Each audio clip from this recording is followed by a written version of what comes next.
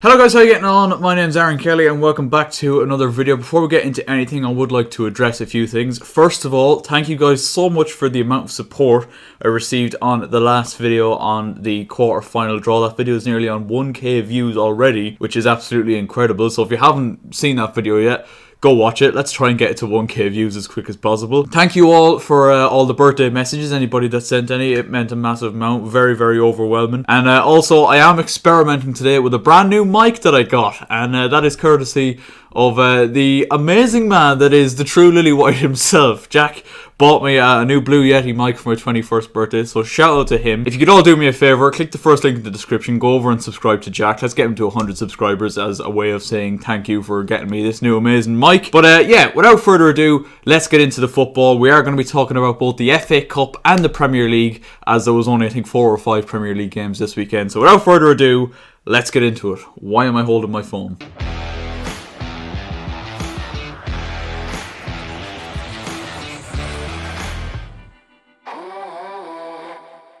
Once again, we are currently experimenting with the new mic, so if it doesn't sound perfect, I'm sorry. I mean, if it doesn't sound perfect, I'm probably going to have to re-record this. But anyway, we're going to start off with the game at Craven Cottage, and a bit of a dampener for Fulham, who've been on a bit of a resurgence recently in their hope and quest for survival in the Premier League. They suffered a 2-1 defeat at the hands of Leeds United thanks to goals from Patrick Bamford and Raphinha. Bamford responding brilliantly after not getting picked for the England squad, which I found absolutely baffling. As I said, Raphinha got the winner after Anderson had equalised for Fulham, and it's a bit of a kick in the teeth, I feel, for Fulham. These are the kind of games and these are the kind of teams which they'll be looking at saying they need to really be getting victories against, and it would have been a massive one if they could have got it against Leeds. Unfortunately for them, it wasn't to be, but they do remain in the relegation zone. But you know, Newcastle United are now well in Fulham's sights after they were beaten 3-0 by Brighton and Hove Albion thanks to goals from Leandro Trossard, Danny Welbeck, 2 absolutely fabulous finishes from them, and also Neil Maupay on the score sheet as well with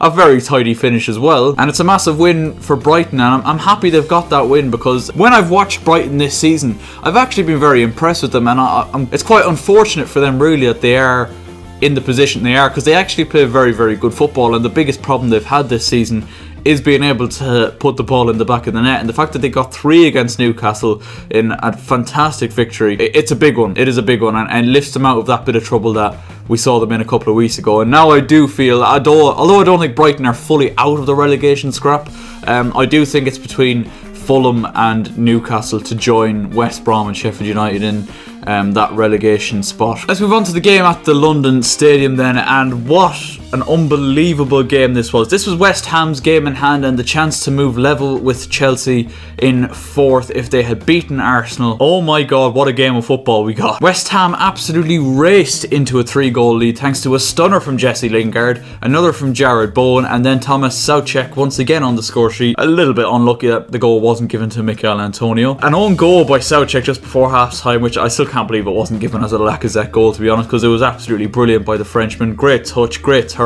and a great strike as well. And I'm pretty sure Lacazette wanted that more than Soucek did. It got us thinking, that goal, maybe we might be seeing an unbelievable Arsenal comeback here, and that it was, thanks to an own goal by Craig Dawson in the second half, forced by Callum Chambers, who was absolutely terrific at right back, may I add. And then Alex Lacazette with the header, completing an unbelievable comeback for Arsenal, and a really, really good result for Chelsea, like me as a Chelsea fan, to see West Ham drop points, because if they had won that, you know, we still would have stayed 4th on goal difference, but the fight for top 4 would have been even more hotly contested. But thanks to Arsenal, West Ham stayed down in 5th, but what an unbelievable game. Tottenham recovered from their capitulation at Dynamo Zagreb during the week with a 2-0 win over Aston Villa thanks to goals from Carlos Vinicius and a penalty by Harry Kane. And I think this definitely is a very important result for Jose. You know, those types of results that they got during the week, Spurs, are the kind that could see any manager sacked. I do think that is a big weight lifted off his shoulder, because going to Villa and winning is not an easy feat at all. And for the first 20 minutes, half an hour, Spurs looked absolutely awful, and the first goal definitely did come against the run of play from Vinicius. But second half performance was fantastic from Spurs, and I think overall probably deserved the 3 points on the day. Great penalty by Harry Kane as well. We are going to move on to the FA Cup games now. We are going to start with a bit of a South Coast rivalry, I think it is, between Bournemouth and Southampton. And it was a 3-0 win for Southampton to take them through to the FA Cup semi-finals. Once again, actually, I remember back in like 2017, Chelsea came up against them in the semi-finals at Wembley. I think we won 2 or 3-0 on the day with Olivier Giroud and Alvaro Morata with the goals. But Southampton are through to once again an FA Cup semi-final, and it was thanks to goals from Moussa Djenepo and a brace from Nathan Redmond that got them the win on the day. And you know, in one of those one-off games, you absolutely have no idea what could happen, so it'd be interesting to see how Southampton do, especially the fact that they've got Leicester City, who knocked out Manchester United by 3-1. Leicester took the lead through Kelechi Iheanacho, the man in absolutely terrific form at the minute in all competitions. Mason Greenwood drew the visitors level with a tidy finish just before half time, but then 2 goals in the second half, one from Yuri Tielemans and a second for Iheanacho, means that Leicester will face Southampton in the FA Cup semi-final, and that is actually going to be a very, very entertaining game, and it's good to see teams that you wouldn't usually see in these kind of situations now with the chance to play at Wembley in a very, very big cup final, because as I said, you don't see it very often, and I was really expecting either one of Chelsea or Man City to draw one of these sides, but luckily enough they drew each other, and it's going to be an interesting game. We're going to move on to Man City now, who knocked out Everton thanks to a 2-0 victory at Goodison Park. Not really the best of performances really, and it took 2 late goals from City. The first from Ilkay Gundogan, the second was a terrific goal by Kevin De Bruyne, who for me is, you know, stand out as probably the best footballer in the Premier League, because he is just absolutely phenomenal. Comes on and scores an absolute peach with his left foot to give City the win. And obviously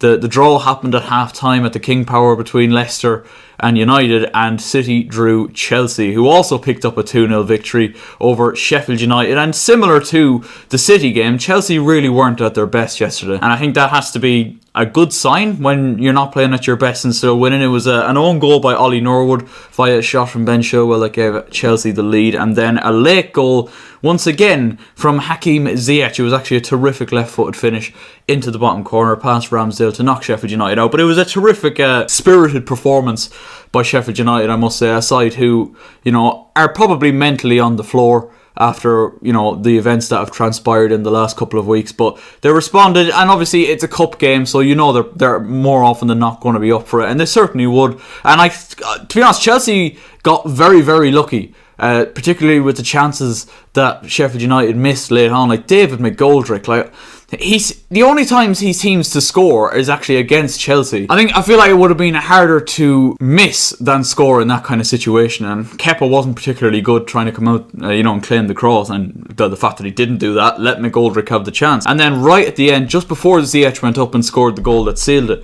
Ryan Brewster comes on and smashes a shot just past Kepa's bottom corner, but luckily the right side of the post, as far as Chelsea are concerned, just brushes the side netting. But the performance wasn't great, and Thomas Tuchel made sure to point that out in his post-match press conference. I thought Pulisic did alright, but I think defensively we were alright as well. Like Zuma and Emerson have come in and have both been very, very good again, but a lot of changes from the side that beat Atletico Madrid in the week. But it rounds off what was a fantastic week for Chelsea, through to the FA Cup semi-final to face Manchester City in a few weeks' time. And unfortunately now we're in another international break, which means I'm going to have to sit through the likes of Alan Brown and Jeff Hendrick and just a lot of other bang average players for the next 2 weeks. So, as the wise man once said, goodbye everyone, I'll remember you all in therapy.